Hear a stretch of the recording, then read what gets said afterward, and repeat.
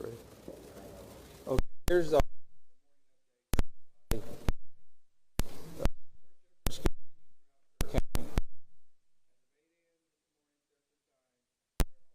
95 deceased.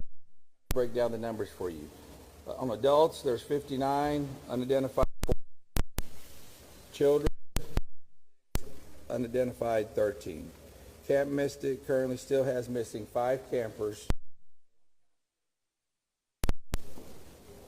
Officials report there are missing people.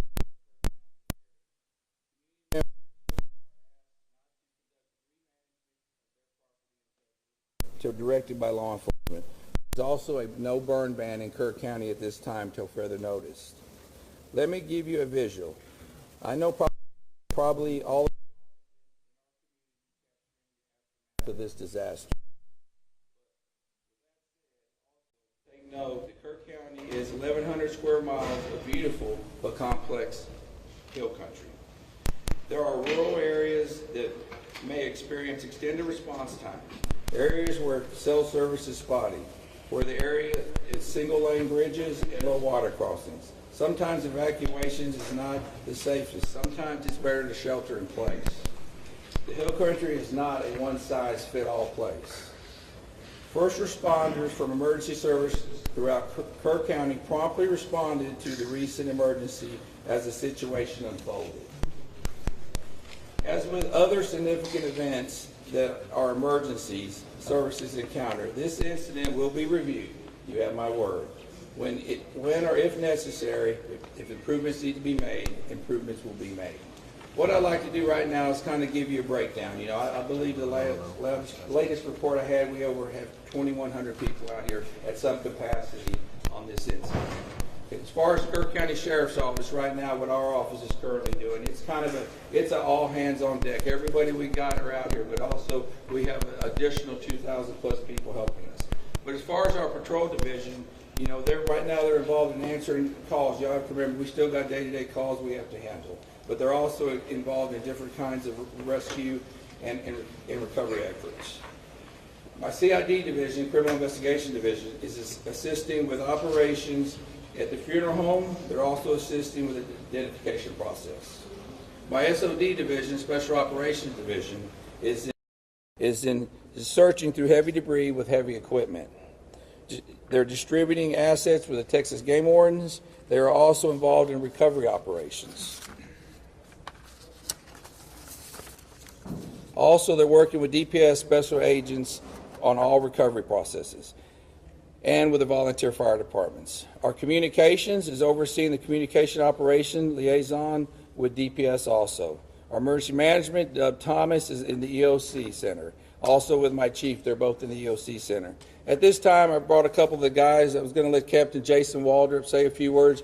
Jason has been in the field, hands on deck this whole time. I hadn't been able to get out of here a lot. There's a lot to manage here. He's actually witnessed several things. He's kind of going to give you a few ideas and updates on what's going on in the field, where he's been and what he's been seeing. And then we'll turn it over to Sergeant Jack Lamb.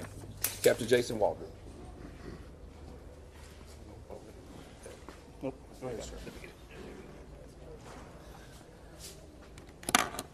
So the sheriff just wanted me to kind of give you an update on some of the things that we as the sheriff department can do. One particular thing that we have done in order to help assist in locating the missing is we have coordinated a team with a local construction company, the Texas Department of Public Safety, some fire departments from within Kerr County, a fire department from Acuna, Mexico, and we are looking and searching the deeply impacted flood debris along the river.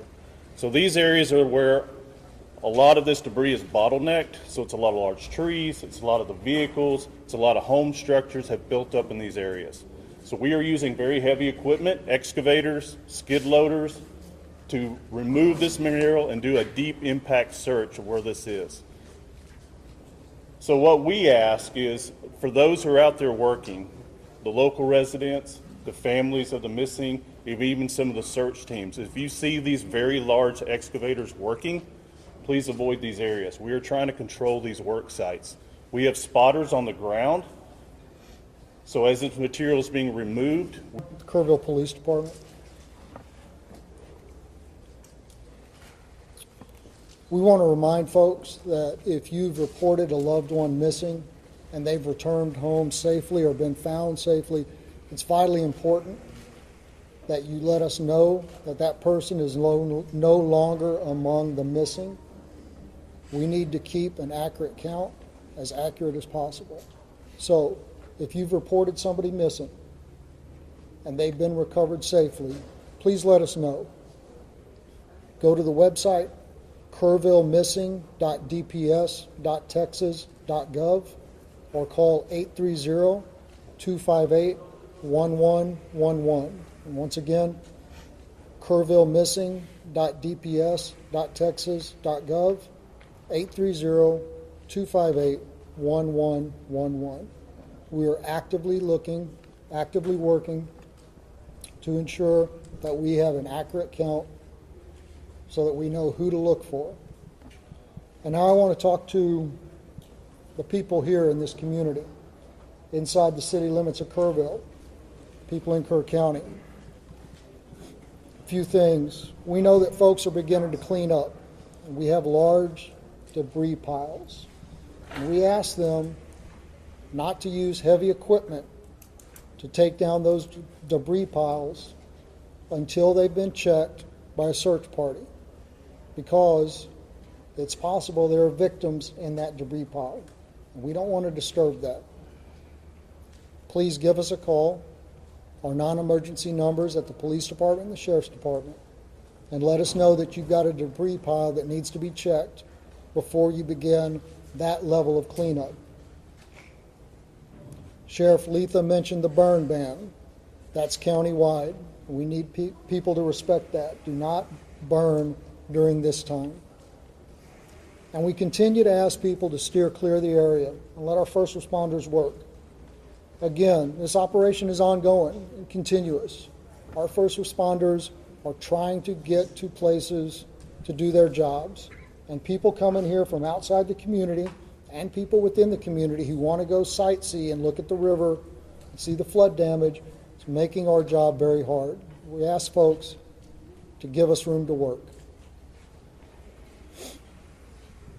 I want to talk a little bit about the events that happened on the morning of July 4th, what the Kerrville Police Department and other first responders were doing in those early morning hours.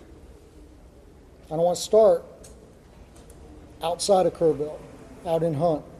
Now, for those of you who went out there yesterday with the governor, y'all know that Highway 39 crisscrosses the Guadalupe again and again and again. And all of those low water crossings, when they flood, they create islands where you can't get in and you can't get out, trapping people in their homes, trapping people in vehicles. And that's what happened on the morning of July 4th. One of our patrol sergeants lives out there in Hunt, and he got up, he got ready to go to work, and he realized when he hit the intersection of FM 1340 and Highway 39 that he was trapped on an island that was Hunt, Texas. And he saw people, dozens of people, trapped on roofs. He saw people trapped in swift moving water. He gave them encouragement over his public address system in his vehicle. He told them to be strong, that he would get to them as quickly as he could, and to hang on. And he knew he needed help. He went to another detective, Kerrville Police Department detective who lives out there, and he woke him up and he said, "It's bad. I need you to get your gear on and come find me." And then he went back out. And for 13 hours, those two officers, along with some Hunt volunteer fire department firefighters and an emergency room doctor, provided care to that Hunt community. When it was safe to do so, they waded into the water and they rescued people. They got people down off of roofs. They collected them there at the Hunt School. There was a young boy with a pretty severe leg injury that was given first aid treatment throughout the day. Other people came Many of them were injured. They provided first aid. They coordinated helicopter evacuations for the most critically injured, communicated the situation back to our emergency dispatch center of the Kerrville Police Department. When the waters began to recede, they knew that vehicles would be making their way out there when it was safe to do so. So they went back and forth, clearing out debris to clear a path for those vehicles. They saw helicopters flying back and forth, making recoveries upriver, evacuating those summer camps. And they were by themselves on that island that was Hunt, Texas, doing what they do, serving, protecting, and helping, until about 5 o'clock in the afternoon, when other emergency workers and high-profile vehicles were able to get out there. And here in town, the early morning hours are still dark. Our officers realized that areas of town that traditionally don't flood were going to flood, and that low-lying areas close to the river were in danger. Our officers spent hours going back and forth. In that first hour, they evacuated over 100 homes and evacuated and rescued over 200 people. And to say that doesn't even come close to explaining the actions that took place. Door to door, waking people up, convincing them that yes, the floodwaters are coming and you need to leave now. They rescued people out of vehicles. They rescued people out of homes that were already flooding, pulling them out of windows. They entered water. There's a trailer park that flooded in minutes. One officer was there by himself, and he realized, I need help. He sounded his siren, driving up and down those streets that were beginning to flood, calling on his PA system for folks to wake up and evacuate. And then 2 other officers joined him through first thigh deep, then waist deep, then chest deep water, as they went from RVs and trailers and rescued people, carrying them to safety through the water. Out on old FM 689, there were 2 people trapped in the water, clinging to a tree. 2 officers were there when the 3rd one drove up. And one of them was wrapping a 100-foot flex line garden hose around his waist to go into the water and rescue those people. And those 3 officers went into the water, and one of them held that hose and acted as an anchor, while those other 2 made their way to those 2 victims, and they were able to evacuate them safely. Folks, I don't know how many lives our KPD team saved in an hour in Kerrville, but I know that this tragedy, as horrific as it is, could have been so much worse. And finally, I want to tell you about a member of our KPD team. These guys have been working around the clock. 4th of July traditionally is a all hands on deck event for us, because we hold an amazing concert on the river.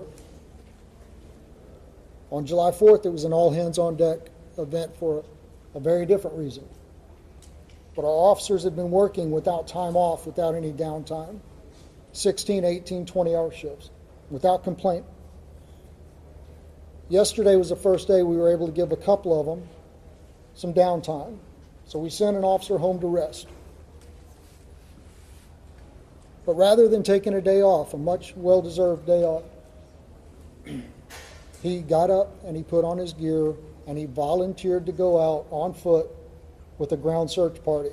And he spent his day up and down the Guadalupe River, going over, under, around trees, searching for victims to try and reunite the missing with their families.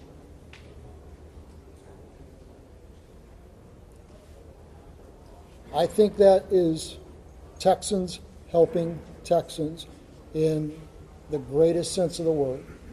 That's what community is. And that's what's important right now. I want to continue to thank y'all for helping us spread the messages that need to be spread. Before I open this up for a very few questions, just ask you to please, just ask you to please say your name and who you're with before we do that.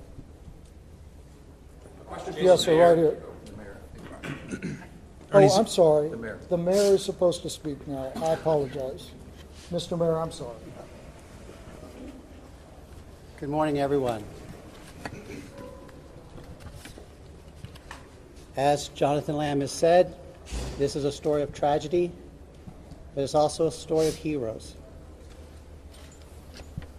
Captain Walter, thank you for all you've done. Every first responder, thank you for all you have done. The recent numbers reported break my heart.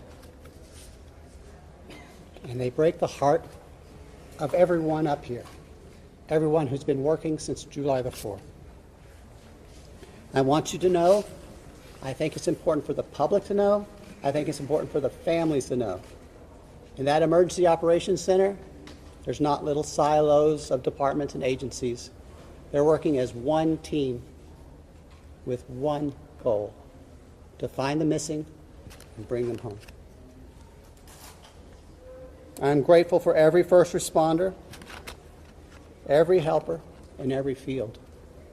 Those who are feeding the hungry, those who are providing shelter to people who have no home, those who are providing clothing, who no longer have a wardrobe. I'm also grateful for the generosity of the world. Two companies that are hometown companies, companies that started in Kerrville, Texas, announced today and yesterday that they will be donating to the relief effort. Everyone in Kerrville is proud of HEB and James Avery Artisan Jewelry. Had a different name for so long, I'm sorry. Those two companies started here. Their heart is here. We are committed to helping others. After you all go home or go to the next story, we will still be here. We live here.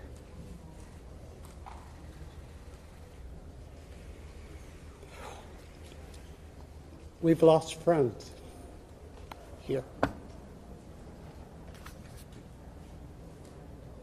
If you feel able to donate to the relief fund, the best source we are recommending is the Community Foundation of the Texas Hill Country. That's the community their website is communityfoundation.net. There's a link at the top of that page to help you donate. Now listen, I'm married to a retired first grade teacher.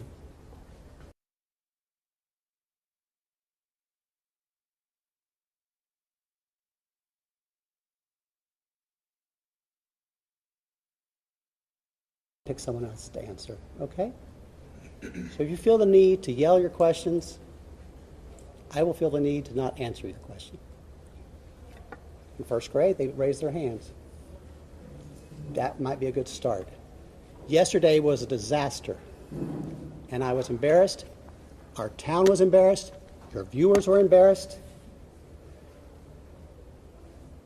And I don't want that to happen again. Now, I'm going to do something I've been told to do. I'm going to turn it back to Jonathan Lamb to start the question and answer period. However, please make my retired first grade teacher wife proud and raise your hands. Thank you. Okay, once again, just say your name, please, and who you're with. And I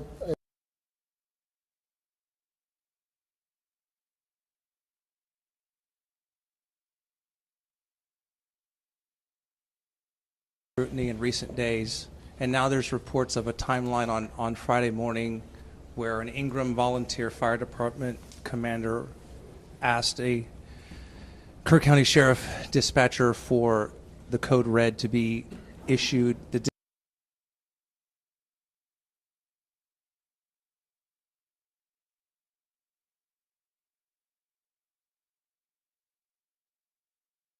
How do you account for that lapse of time? What happened and what could have happened in that time? Okay. As I've said earlier, with every significant event, we're going, with every emergency, we're going to have to, there's going to be an after action. Please, y'all, listen to those words, after action, okay? Those questions are going to be answered. I believe those questions need to be answered to the family of the missed loved ones, to the public, to the people that put me in this office. Those need to be, and I want that answer, and we're going to get that answer. And I know that's going to be asked over and over. Please understand that. We're not running, we're not going to hide from everything. That's going to be checked into at a later time. I wish I could tell you that time. I don't know that time. Let me share something with y'all. One of the main things I've been doing is going and visiting the family. We still have some of those missed loved ones here. I go visit them twice a day. As a sheriff, what I want is I want closure for those people. Okay, and those are important questions. We will answer those questions. I wish y'all would bear with me in that.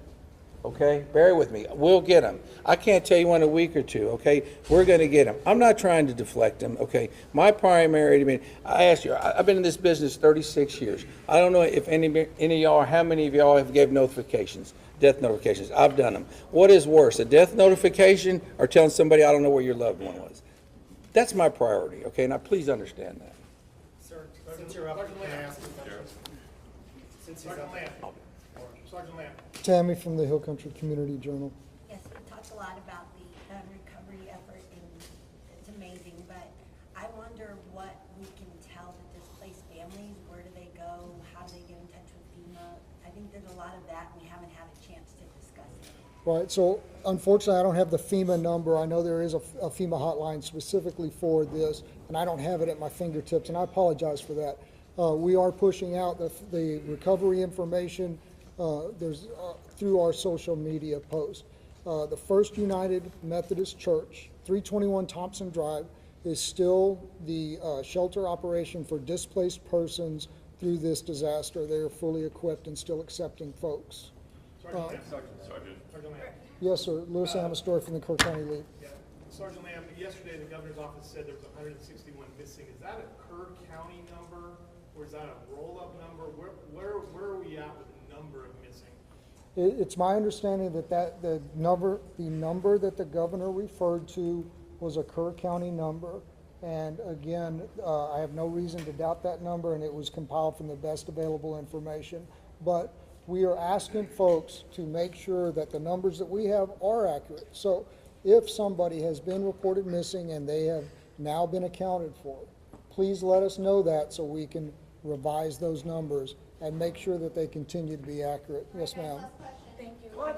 Thank you, Juanita with Telemundo NBC. Yesterday, Governor Abbott said that 2 days prior to the disaster, he had provided resources, and they were here on ground. I know this is a question for you or for the mayor, but he said you guys were prepared, that you had those essentials. What happened? Did you guys have those resources? Yeah, listen, I'm going to just say what has already been said. At the appropriate time, all of that is going to be reviewed and checked into. I don't have the answer to that question right now. I don't have that information. And rather than speculate, it would be irresponsible for me to do that. Mayor, So, could you speak on that? Repeat the question, please. Yesterday, Governor Greg Abbott said 2 days prior to the disaster, he had provided the town with more than enough resources to respond to the disaster. Were those resources here? Locals tell us they didn't see any resources. They didn't see anyone until hours after the disaster. Thank you. What resources did you guys have, and why wasn't there any response? Okay. I didn't see the governor's remarks. I haven't seen the governor's remarks. Last night we had a city council meeting, and I was required to be there. And so I'm sorry, I don't know what resources TDM had in place at that time. I know when I arrived at the Emergency Operations Center on the morning of July 4th, there were TDM personnel there. But what assets they were able to use that morning? I'm sorry, I do not know. Mr. Mayor, can I just, Listen, people are yelling, and I didn't really But want y'all to. if you offer only 3 questions, then you're going to have people And guess yelling. what? You're in Sir, Kerrville, and we're going to do it my way. I understand that. but- Morgan Chesky, please. Mr. Mayor, records show that the concept of flood warnings have been discussed at least 24 times by the county. What's the biggest reason that these systems have not gone into place at this point? You know, Morgan, you and I grew up here. And I wasn't in office during those discussions. And frankly, I'm more focused on the future than the past, as you know. What I can say is the governor, the lieutenant governor, the Speaker of the Texas House have all provided us support, and they have all said this is a priority for the upcoming special legislative session. As mayor of Kerrville, as someone who grew up here, I'm grateful for their support, and I look forward to what they propose during the special session. My last question will be you. thank you, sir. Shimon Provost from CNN. The Lieutenant Governor said that on July 3rd that the county judges and city mayors were invited on a daily call Thursday to discuss weather forecasts. Were you on that call? Were you invited to that call? Do you know if the county judge was also on that? I can't speak for the county judge. That would be hearsay. And I'm not going to contradict the information you have. But I will tell you, personally, I did not receive a telephone call. You weren't invited to the call, I did not receive a telephone call. and you were never given any information about what assets were brought into the area. So I wasn't invited to the call. I'm not trying to deflect, No, but I understand. I But do don't. you know why any idea why that would happen? Or- Maybe I'm not a local mayor. I can't tell. All right. Thank you, guys. Please, from Mexico, All right, folks, I appreciate that, and I appreciate the decorum that was shown this morning. So, as y'all are aware, gentlemen, Sheriff, you still have people counting on you. just give me a